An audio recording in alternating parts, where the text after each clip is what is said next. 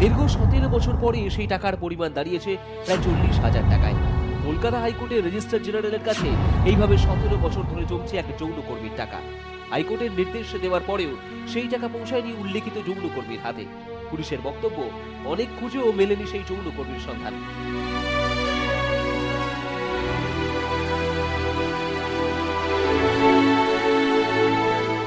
1995 ভবানীপুর থানা। অভিযোগ, পুলিশি অত্যাচারে সেদিন মৃত্যু হয়েছিল এক যৌনকর্মীর আশ্রয়দাতা সুভাষ দাসের। এই লজ্জাজনক ঘটনায় কলকাতা হাইকোর্টের রায় দিয়েছিল যৌনকর্মীর পক্ষে। পুলিশি অত্যাচারের বিরোধিতা করে যৌনকর্মীকে 20,000 টাকা ক্ষতিপূরণ দেওয়ার নির্দেশও দিয়েছিলেন সেদিনকার বিচারপতি সত্যব্রত সিনহা। ষষ্ঠ মামলাতে 1996-এ সেই সময় honourable justice Satyabrata Sinha judicial এনকোয়ারির অর্ডার দেয় এবং সেই সময় আলিপুরের ডিস্ট্রিক্ট জাজ ছিল গোরাচাঁদ দে। তো তাকে বলে যে এটা যারা দোষী তাদের বুক করতে এবং তাদের শাস্তি দিতে। তো আলটিমেটলি কি হলো, যত পুলিশ দোষী সাব্যস্ত হলো সেই এনকোয়ারিতে তাদের ইনক্রিমেন্ট বন্ধ করে দিয়েছিল। আর তার ফ্যামিলি, সেই সুভাষ দাস যে মারা গেছিল তার একটা আলাদা ফ্যামিলি ছিল, তাকে 80,000 রুপিস দিতে বলে।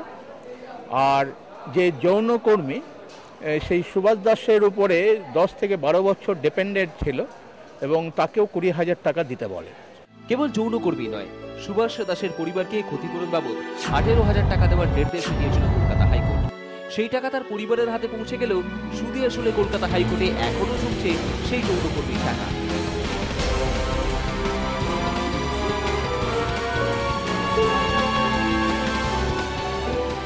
কলকাতা হাইকোর্টে যৌনকর্মীর নামে জমছে টাকা।